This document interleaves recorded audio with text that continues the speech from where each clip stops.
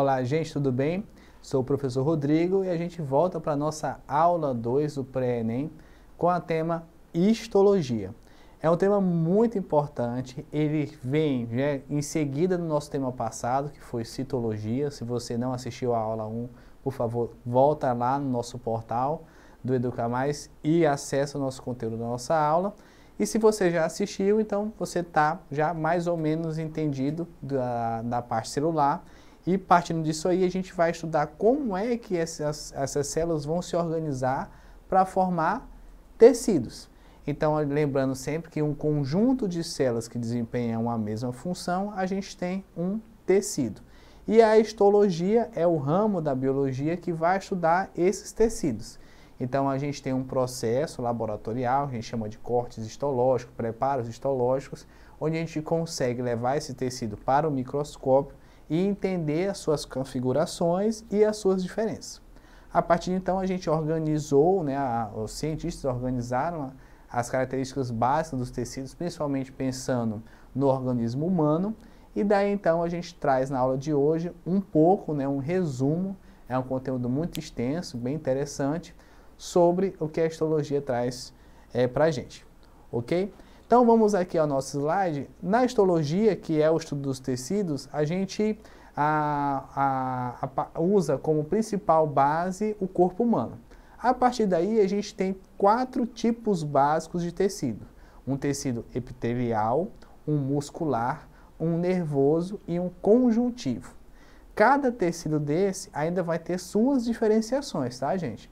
Mas por que a gente classificou em apenas 4?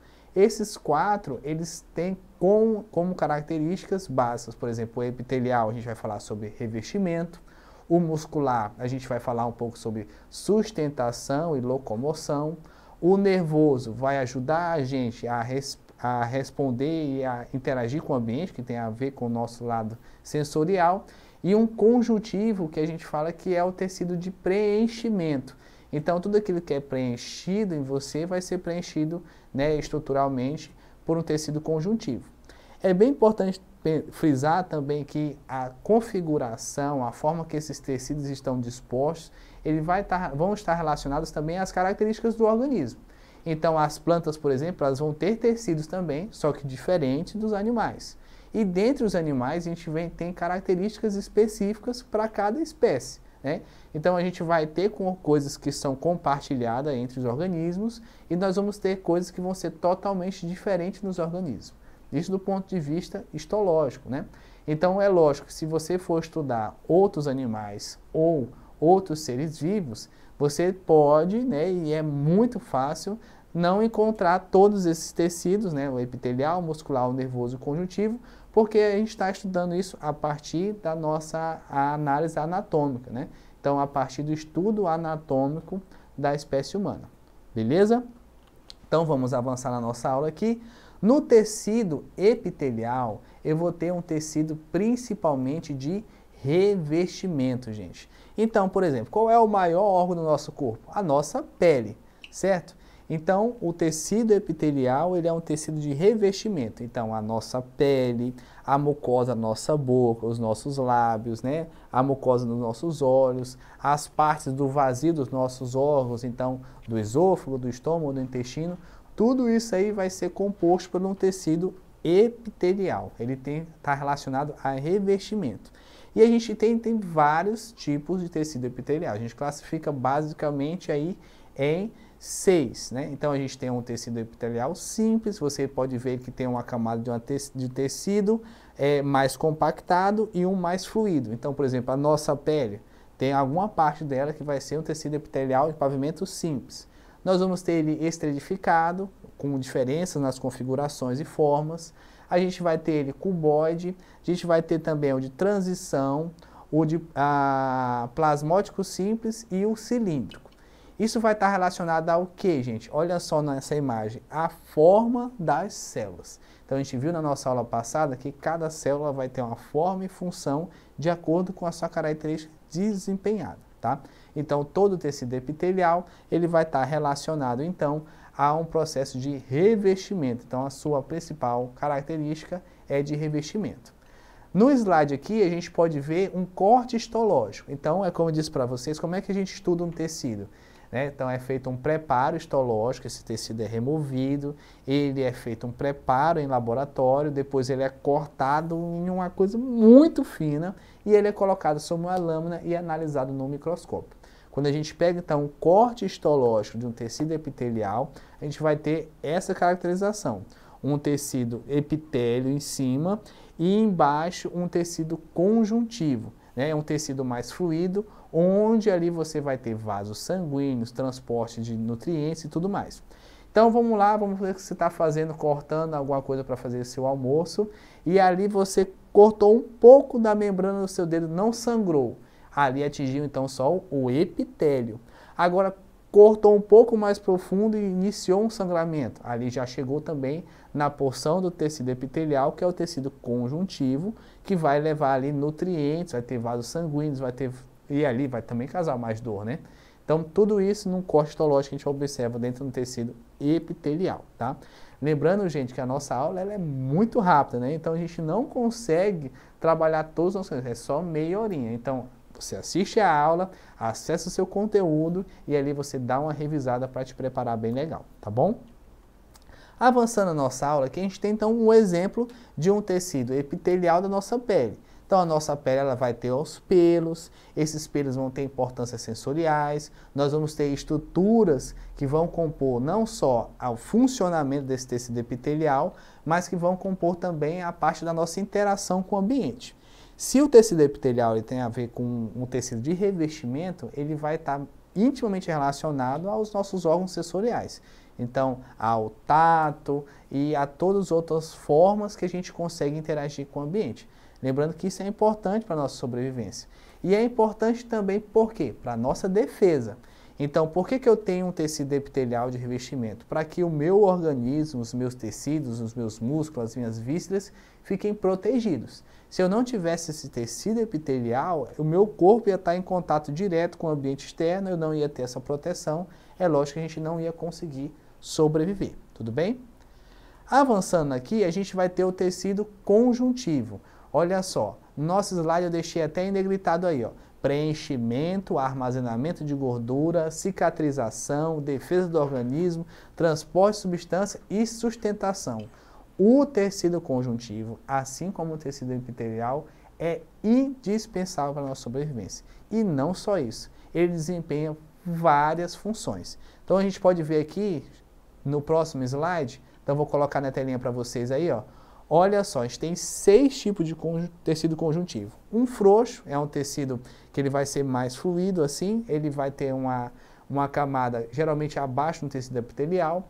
Eu vou ter o tecido adiposo, então, né, quem aí não está fora da dieta, pegar aqui na sua lateralzinha aqui, vai sentir essa gordurinha, a gente tem um tecido adiposo acumulado aí, é o acúmulo de gordura. O tecido adiposo, inclusive, ele garante também a proteção térmica, a proteção contra impacto. Então, se você é uma pessoa, ai meu Deus do céu, eu estou fora do peso, não sei o que, tal, a sua gordurinha aí, ela tem importância. Se a pessoa tiver com baixa concentração de gordura armazenada, ela pode ter vários problemas, inclusive relacionada à síntese hormonal. Então, esse tecido, essa gordurinha, ela se acumula para a gente ter algo para usar depois. Mas é lógico também que a gente não pode deixar acumular muito. A gente vai ter também um tecido denso, conjuntivo denso, que vai também estar relacionado com o preenchimento. O tecido conjuntivo ósseo, que vai formar os nossos ossos. Nós vamos ter o cartilaginoso, que garante as estruturas de resistência sem ser um osso. Então, a nossa orelhinha ela fica firmezinha, a minha é um pouco maiorzinha, né? Fica firmezinha aqui na sua posição. Então, eu tenho um tecido cartilaginoso que dá a forma da minha orelha. Né? Se a minha orelha fosse feita de osso, ela não ia conseguir ter essa minha habilidade, certo? E eu vou ter um tecido conjuntivo do tipo reticular também. Então, voltando no slide aqui, esses slides, essas imagens são cortes o quê? Cortes histológicos. Então, é aquele preparo no laboratório, como eu já havia dito para vocês. Seguindo aqui, também eu deixo aqui, ó, olha só, a gente tem uma análise aqui de um joelho.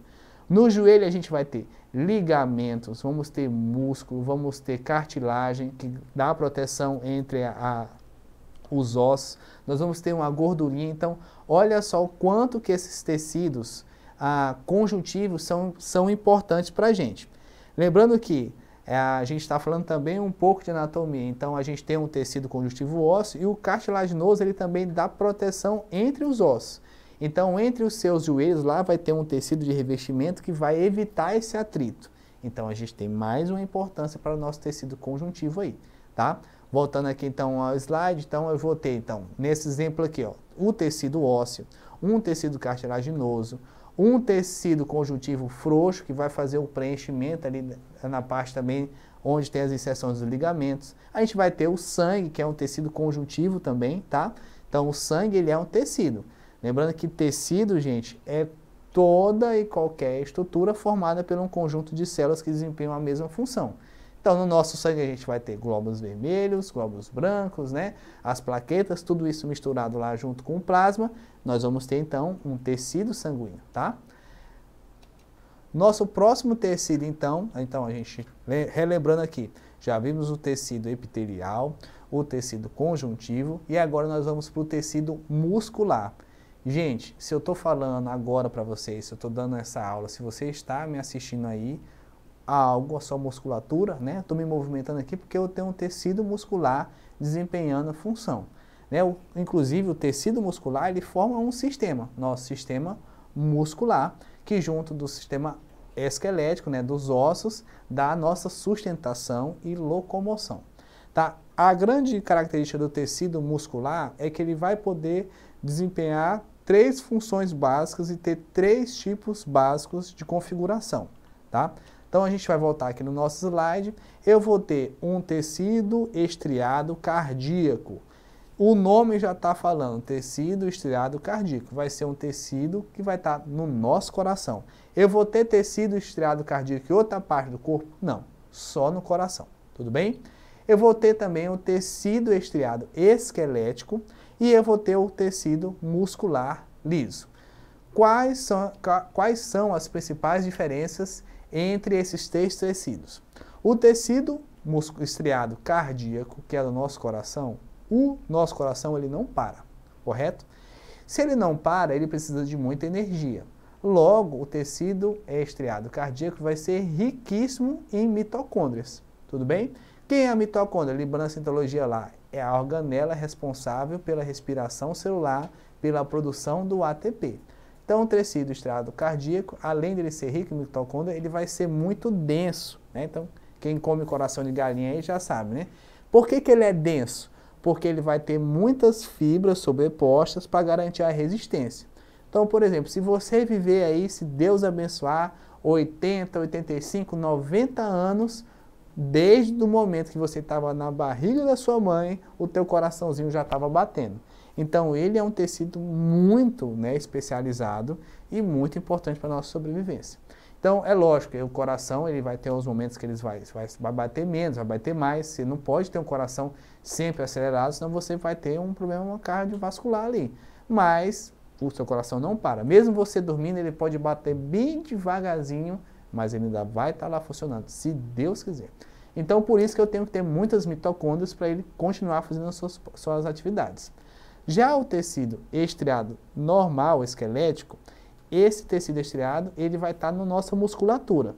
Então, você foi lá para a academia, treinou, se exercitou, você está treinando um tecido esquelético, o estriado esquelético, porque ele vai estar nas suas inserções entre os ossos, os tendões e tudo mais, e você consegue fazer a sua movimentação.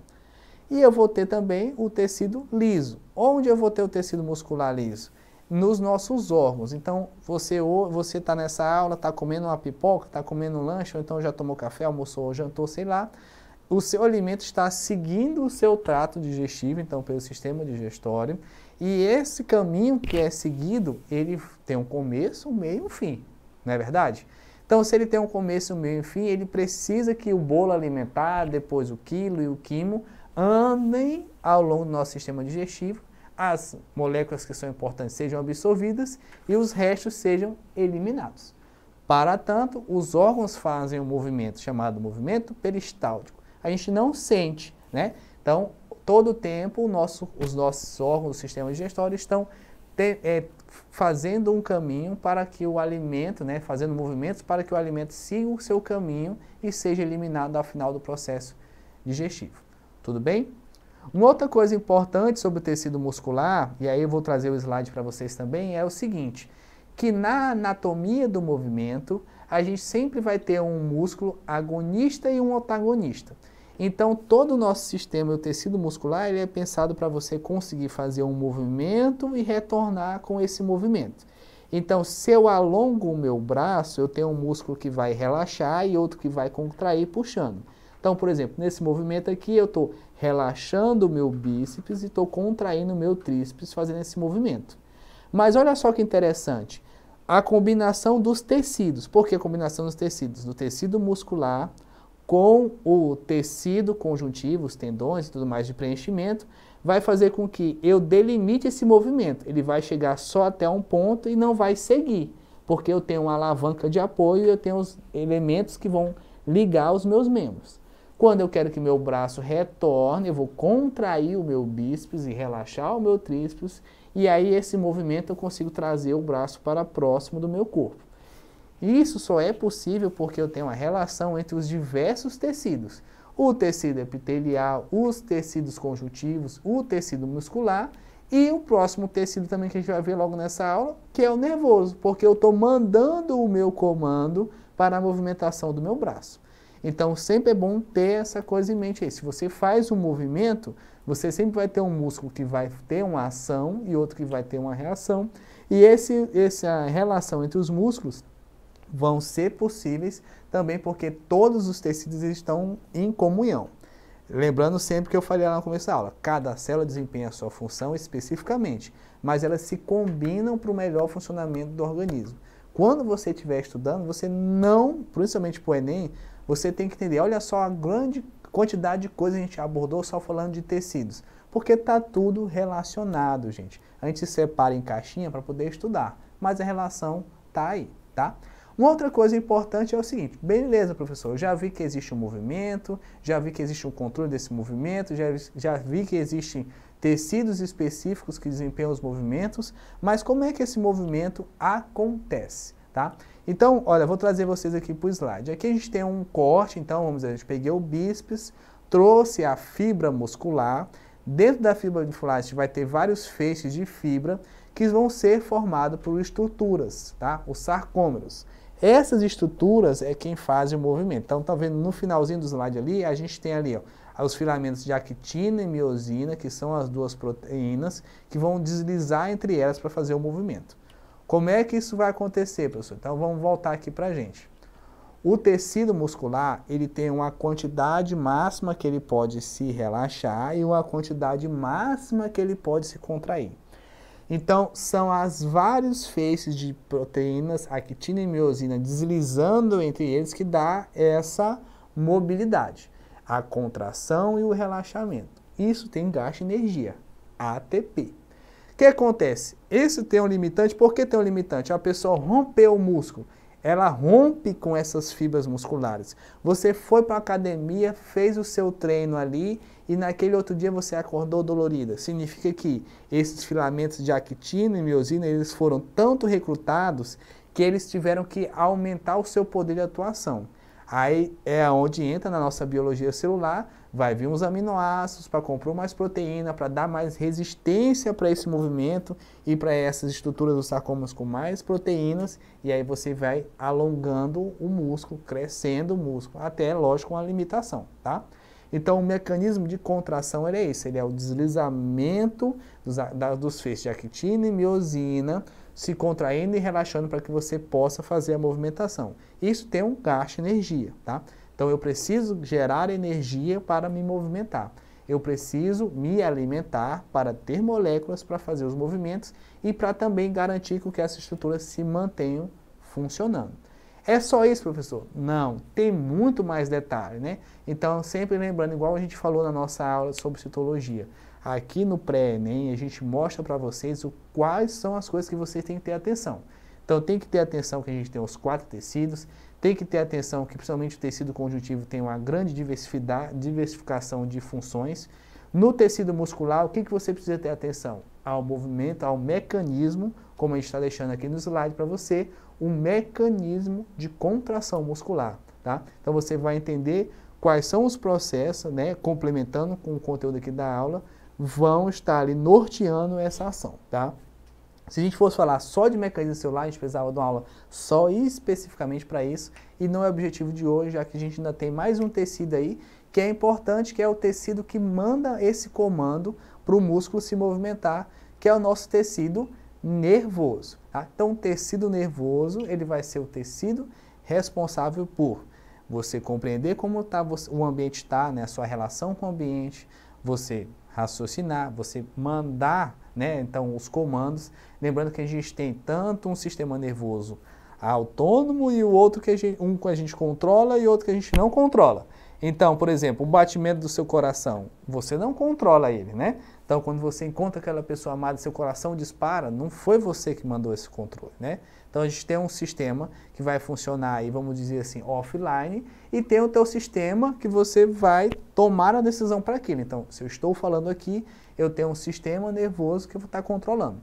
Tudo isso aí baseado a partir de um tecido nervoso. Então, um conjunto de estruturas celulares, principalmente de neurônios, vão formar os nervos, os feixes neurais, a nossa medula óssea e o nosso sistema nervoso central, que vai ser o cérebro, o cerebelo, o tronco encefálico. Então, tudo isso aí vai estar conectado a partir de um tecido nervoso, ok? Basicamente, então, quem que a gente vai compor, quais são o tipo celular característico do tecido nervoso, a gente vai ver no slide aí, é o neurônio. O neurônio vai ter um corpo celular, vai ter um axônio, um dendrito, que são as partes características, né? Então, no slide que vocês estão vendo aí, a gente tem, então, os dendritos, que são essa parte da cabecinha do neurônio, vou ter o corpo celular e o finalzinho, os pezinhos aí, os terminais do axônio. O que vai acontecer? Por que eu botei a anatomia do neurônio aí? Porque um neurônio, ele não se toca no outro. Ele vai ter uma regiãozinha onde ele vai trocar informação. Então, beleza, eu vou ter meu tecido nervoso, o meu tecido nervoso vai ter como principais células os neurônios, e os neurônios eles vão transmitir a informação. Então, há um impulso nervoso que passa de um neurônio para outro. Só que diferente, por exemplo, das células epiteliais, lembra que as células epiteliais são bem juntinhas umas das outras? O neurônio ele vai manter uma região entre um e outro, onde eles não irão se tocar. Essa região, especificamente, a gente vai chamar de sinapse. Por que eu estou falando isso? Lembra que a nossa aula é para mostrar para vocês aonde vocês precisam ter atenção para o Enem. Então, sinapse nervosa é muito importante, como o impulso nervoso passa, e essa região. E é nessa região onde eu vou ter um nomezinho muito característico, que são os neurotransmissores. Então, por exemplo, quando um impulso de dor, né, a gente vai ver no slide agora, quando o impulso de dor vai caminhar de um neurônio para outro, quando chegar lá no final, na região terminal do axônio, o impulso vai liberar os neurotransmissores, que serão recebidos pela parte inicial dos dendritos e vão dar continuidade ao processo do impulso nervoso. Então, essa região sináptica ela é muito importante, assim como os neurotransmissores. Dependendo daquilo, dor, frio, calor, tudo que você sente vai ter um neurotransmissor específico que vai conduzir essa informação que vai ser liberada nessa região que a gente chama de região sináptica. E essa região de sinapse também é a região onde o impulso vai passar. Estão vendo a setinha embaixo aí? O impulso sempre vai de um dendrito até um axônio, passando pelo corpo celular. Além da sinapse, o que você precisa ter atenção para o estudo do tecido nervoso? Então, no slide a gente está observando aqui um zoom na região de sinapse, onde eu vou ter então o final de um axônio, a parte terminal, liberando os neurotransmissores que serão recebidos então pela parte inicial dos dendritos, beleza? Mas aí beleza, professor, só que esse impulso ele é passado pelo neurônio, a partir também, além do dendrito, pelo corpo celular até chegar no axônio. Para que isso aconteça, eu vou ter uma coisa fazendo o gancho na nossa aula passada, eu vou ter um processo ativo, né, de transporte ativo que vai acontecer no neurônio. Que nome é esse transporte ativo, professor? Então, a bomba de sódio e potássio. Então eu vou ter a troca da polaridade, veja bem que na região externa, a célula está em repouso, na região externa aí vou ter a polar, né, positiva, na região interna negativa, o impulso vai chegar e vai passar a partir do meu neurônio. Esse impulso passando eu chamo de potencial de ação. Isso é muito importante, esse potencial de ação, porque toda a célula neural ela tem um potencial mínimo. Vai ter coisas que vão passar lá, mas elas não vão estimular a célula. Aí, por exemplo, você teve um impacto, sentiu dor, esse impulso vai gerar potencial de ação, o impulso vai seguir ao longo do neurônio, e aí eu vou ter uma parte, o quê? Um transporte ativo, né? Então, eu vou ter gasto de energia. Por quê? Porque com todo esse meu gradiente, eu vou trocar a polaridade dos elementos e o impulso vai passar. Logo que o impulso passa, o neurônio volta ao seu estado de repouso. E para voltar para o estado de repouso, não tem troca de energia. Por quê? Porque é a favor do gradiente de concentração, tá? Então é para vocês verem que lá no nosso estudo de citologia, na nossa primeira aula, influencia, por exemplo, no estudo dos tecidos e dos sistemas também. Porque se você for estudar o sistema nervoso, você também vai ver lá sinapse nervosa, passagem do impulso nervoso, a questão também dos neurotransmissores comunicando entre um neurônio e outro. Então, tudo isso aí você tem que ter atenção, são conteúdos que caem, são importantes nesse momento de pré-ENEM. Lembrando que nessa aula aqui a gente está só revisando, né, gente? Se você assistiu minha aula, talvez você vai garantir uma boa porcentagem, mas se você realmente quer sair bem, pegue essa aula de hoje, pegue esses conteúdos principais que a gente está abordando aqui e caiam para cima dele, que é bem provável que você tenha êxito na sua prova. Tudo bem?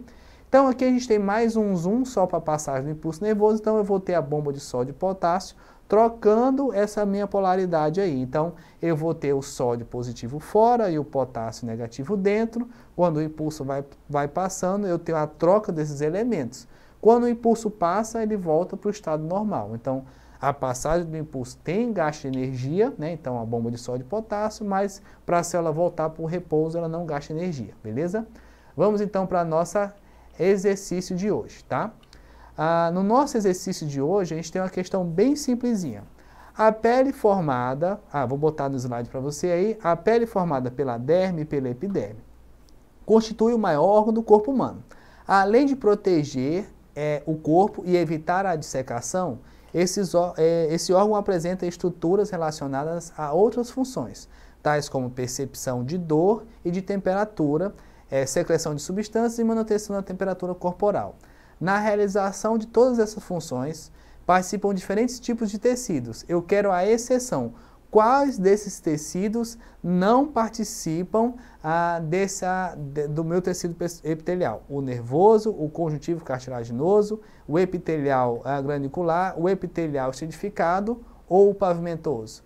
Vamos ver a nossa resposta aí, o tecido cartilaginoso. Por que não cartilaginoso? Porque o cartilaginoso vai estar numa posição muito interna, né? Então ele vai ajudar nas estruturas, mas ele vai estar muito mais internamente, então logo ele não está fazendo parte disso aqui, tá? Eu queria só deixar também aqui um último slide na atenção para você estudar histologia, principalmente aos processos de tecidos, né? Os 4 tecidos básicos, conjuntivo, epitelial, nervoso e muscular. O processo de movimentação, né? Então, como acontece a contração muscular, impulso nervoso e sinapse. Tudo bem? Fiquem bem, acessem o nosso portal Educa Mais. Um forte abraço, até a próxima aula.